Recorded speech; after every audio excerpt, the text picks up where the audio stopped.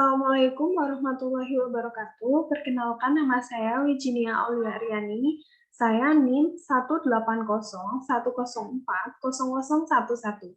Di sini saya akan mempresentasikan mengenai rangkuman buku pengkajian kritik sastra, serta akan mempresentasikan mengenai artikel dari kritik sastra. Ya, langsung saja yang pertama yaitu pengertian dari kritik sastra. Kritik sastra merupakan cabang ilmu sastra yang mengadakan analisis, penafsiran, serta penilaian terhadap suatu karya sastra atau teks sastra. Sehingga disebut juga pengkajian teks atau telaah teks dengan tujuan menilai baik buruknya teks yang dikritik. Jadi, kritik sastra ini secara garis besar yaitu sebuah ilmu sastra yang digunakan untuk penilaian baik buruknya sebuah karya sastra. Selanjutnya yaitu fungsi kritik sastra.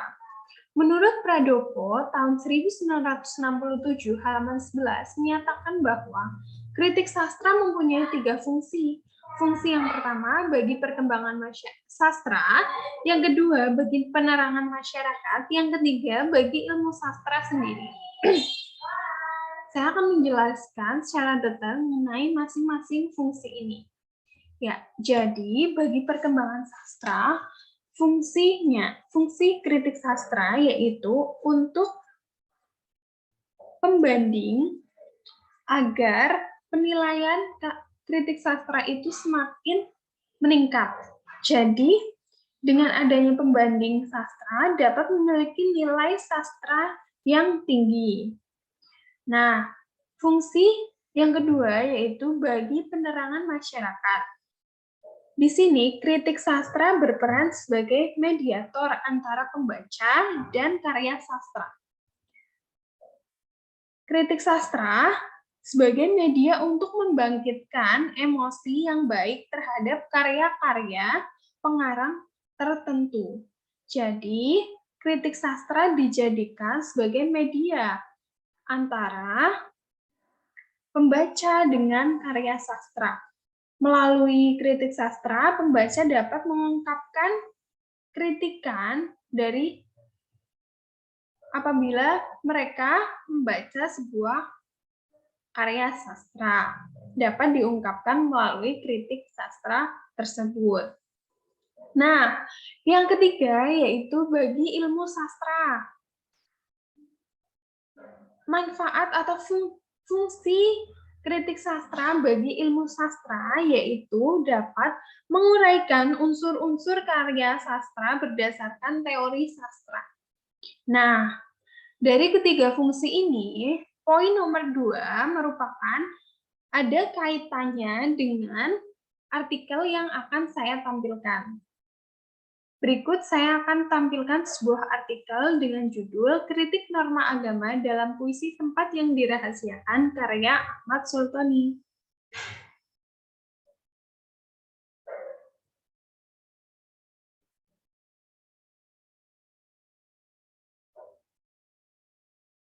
Nah, ini merupakan artikel dengan judul Nilai Agama dan Moral dalam Puisi Tempat yang Dirahasiakan karya Ahmad Sultoni. Abstrak. Pendekatan ini bertujuan untuk menyampaikan tujuan tertentu dari sebuah karya sastra kepada pembaca. Tujuan tersebut berupa penggambaran dunia dalam kehidupan manusia di alam semesta ini atau berupa nilai moral dan nilai agama. Sumber data dalam penelitian ini adalah Puisi Tempat yang Dirahasiakan karya Ahmad Sultoni. Metode yang digunakan dalam penelitian ini yaitu metode deskriptif. Hasil yang diperoleh dari penelitian ini yaitu terdapat gambaran berupa pendekatan pragmatik seperti nilai agama dan nilai moral. Pendahuluan, menurut Yudhoyono, kritik sastra merupakan bagian dari ilmu sastra yang di dalamnya mempelajari bagaimana cara menganalisis, menafsirkan, serta menilai sebuah karya sastra berupa teks. Tujuan mata kuliah kritik sastra yaitu menilai baik buruknya sebuah teks yang dikritik. Dengan adanya kritik sastra akan menghasilkan karya sastra yang menarik dan lebih sempurna. Nilainya juga, nilai kritik sastra tersebut juga akan semakin tinggi. Sedangkan menurut Widya Martaya dan Sudiati, kritik sastra yaitu pengamatan yang diteliti, pembandingan yang tepat, serta pertimbangan yang adil baik buruk maupun kualitas nilai ataupun kebenaran sebuah karya sastra.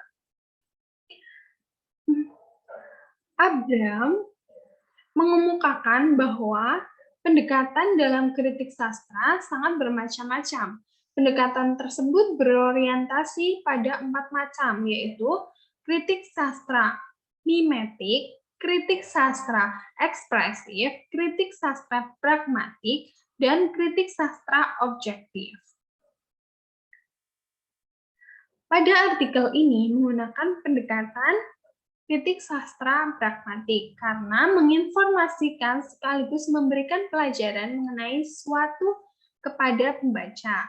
Pelajaran yang dimaksud yaitu kesan baik kepada pembaca berupa nilai moral atau nilai agama yang ada dalam puisi Tempat yang Dirahasiakan karya Ahmad Sultoni. Selanjutnya yaitu pembahasan. Dalam puisi Tempat yang Dirahasiakan, karya Ahmad Sultoni membahas mengenai manusia yang bersifat serakah atau lupa akan Tuhannya. Ahmad Sultoni mengangkat masalah tersebut untuk membangkitkan norma-norma sosial, norma agama, serta norma kesopanan untuk dijaga kembali. Karena manusia zaman sekarang terlalu mementingkan kehidupan dunianya dan menyepelekan Tuhannya serta alam semesta. Hal tersebut mendasari adanya puisi yang berjudul Tempat yang Dirahasiakan karya Ahmad Sultoni. Dapat dilihat dari kutipan sebagai berikut. Pohon besar depan rumah itu, teman bicara yang paling mengerti. Entah kemana perginya, sejak lampu neon menyala terang, mengalahkan nuranimu. Nah, dari kutipan tersebut dapat diambil kesimpulan bahwa manusia hidup di alam yang fana. Artinya, ia hanya mementingkan kehidupan dunianya. Tanpa mereka sadari, mereka lupa akan akhiratnya dan merusak alam semesta. Salah satunya, mereka menebang pohon sembarangan. Itu merupakan nilai moral dari puisi tersebut. Berikut juga ada kutipan gunung yang maha tenang itu tiba-tiba ikut demam.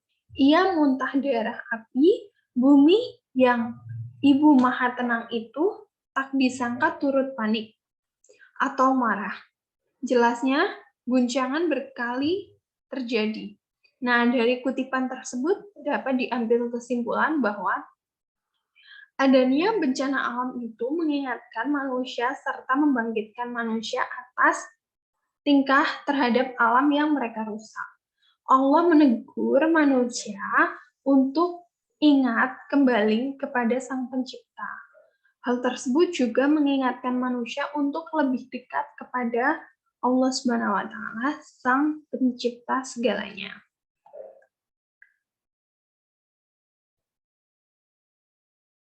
Berikut merupakan kutipan yang mengandung nilai agama atau nilai agama.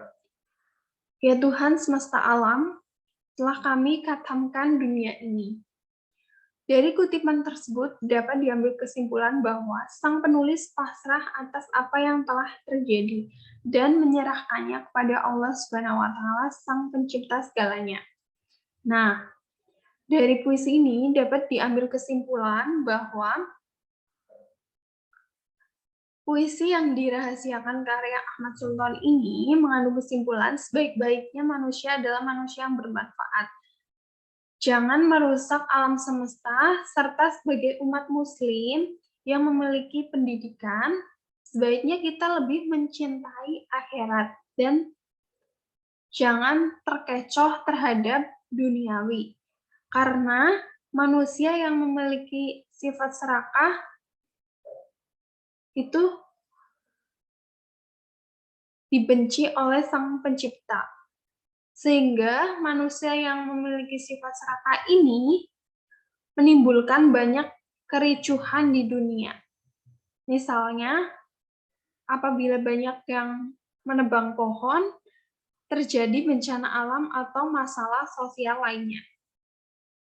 Ya, kelebihan dari puisi ini yaitu puisi ini sangat menarik karena penggunaan diksi dan kalimatnya mengandung arti yang dalam, banyak yang memberikan pesan amanat yang tepat untuk kehidupan manusia pada saat ini, serta puisi ini menghibur karena mudah dipahami pembaca, karena pemilihan katanya yang indah dan estetik. Daftar pustaka dalam artikel ini yaitu buku Yudhoyono yang berjudul Pengkajian Kritik Sastra, buku Widya Martaya dan Sudiati yang berjudul Dasar-dasar menulis karya ilmiah. Yang ketiga, buku A Glossy of Literary New York karya Abram. Ya, sekian presentasi dari saya. Apabila banyak kesalahan, mohon dimaafkan. Wassalamualaikum warahmatullahi wabarakatuh.